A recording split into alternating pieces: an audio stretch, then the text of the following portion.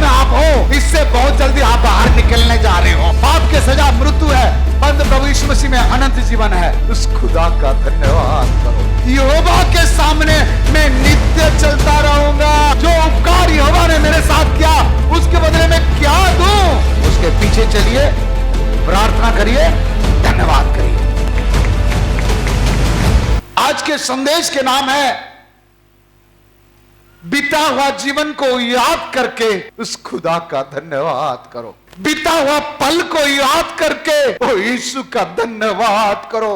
बीता हुआ जीवन को याद करके ओ खुदा के चरण में झुक जाओ, समर्पण करो। बीता हुआ जिंदगी में जाने के लिए मैं नहीं कह रहा हूं, उसको याद करके कैसे कठिन परिस्थिति से, कैसे समस्या से हम यहां तक पहुंचे, उस चीज को याद करें और धन्यवाद करें।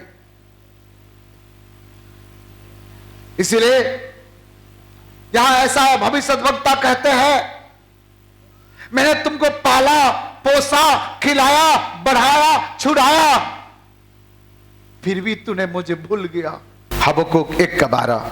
हे मेरे प्रभु यहोवा, हे मेरे पवित्र परमेश्वर, क्या तू अनादि काल से नहीं है? इस कारण हम लोग नहीं मरने के। हे यहोवा, तूने उनको न्याय करने के लिए ठहराया है।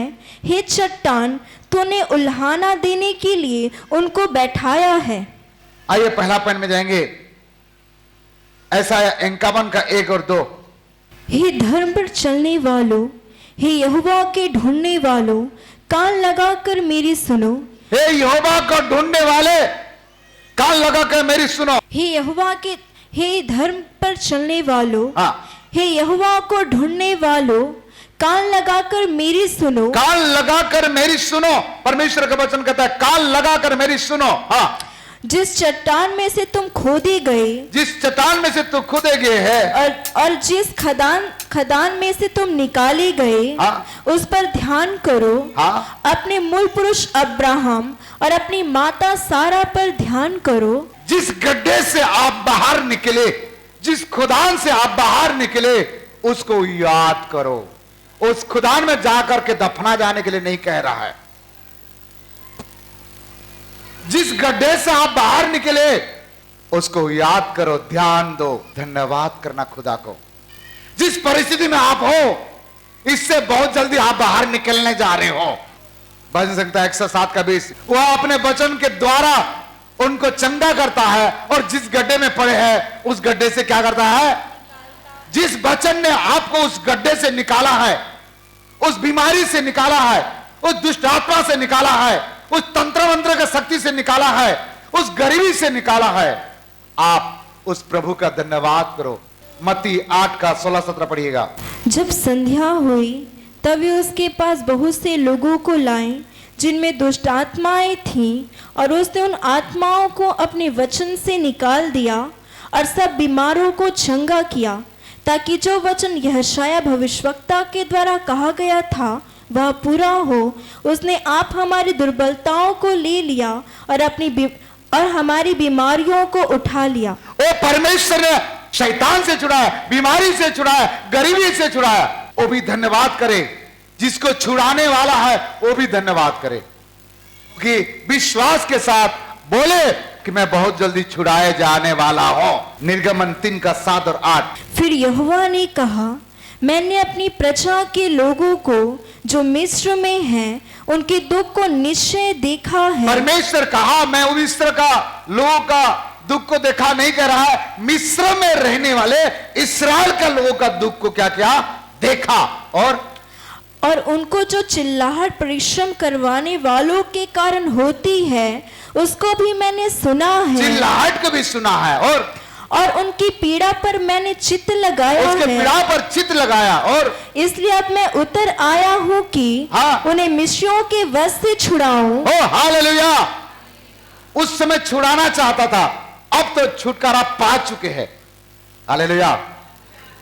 कहा, उनके पीड़ाओं को देखा, उनके वेदना की आवाज को सुना, चित्त लगाया। परमेश्वर स्वर्ग छोड़कर धरती पर आया और उनको मिस्र देश से क्या कर दिया परमेश्वर ने, छुड़ा लिया है।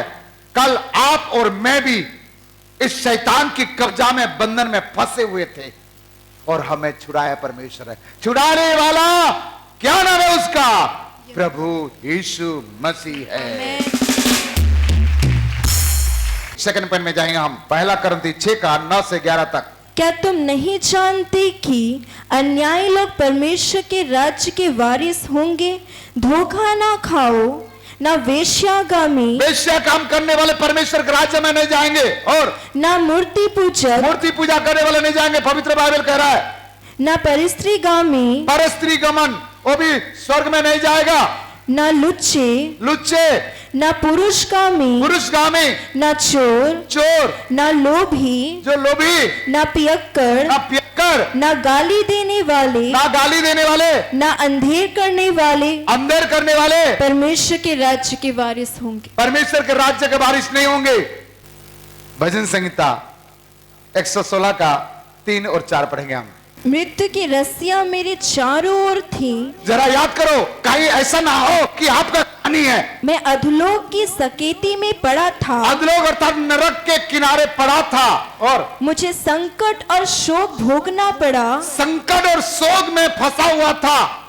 तब मैंने यहोवा से प्रार्थना की, किससे? यहोवा परमेश्वर से मैंने क्या किया?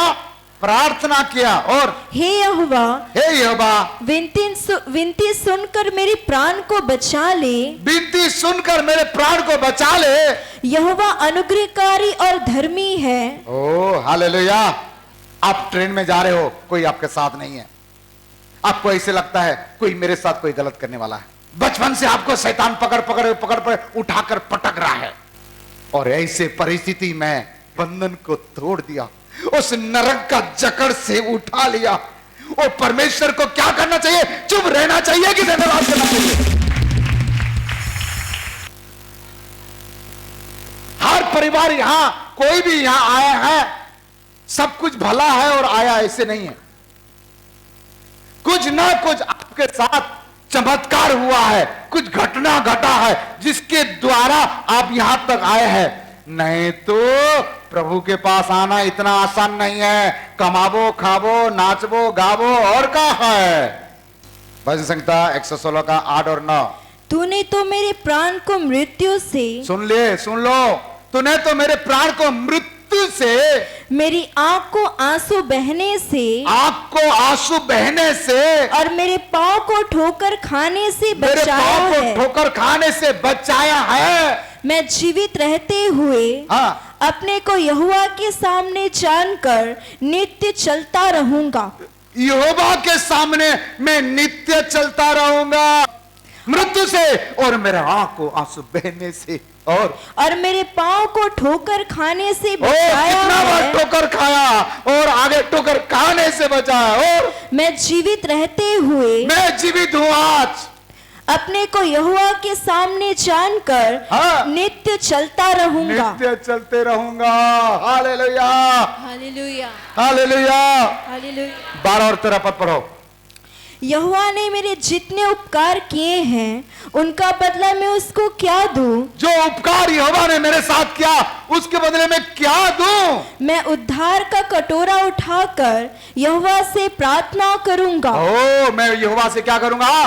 प्रार्थना करूंगा। और आपका साथ यदि परमेश्वर भलाई किया है, 3 बात करिए, उसके पीछे चलिए, प्रार्थना करिए, धन्यवाद करिए, और चौथा बात उनके गवाही दीजिए, और 5वां बात उनको सुसमाचार सुनाइए। चौथा बात आपको बताना चाहेंगे, एफिसियों 2 का 1 से 3 तक पढ़िएगा। उसने तुम्हें भी जिलाया जो अपने अपराधों और पापों के कारण मरे हुए थे, जिनमें तुम पहले इस संसार की रीति पर और आकाश के अधिकार के हाकिम अर्थात उस आत्मा के अनुसार चलते थे जो अब भी आज्ञा न मानने वालों में कार्य करता है।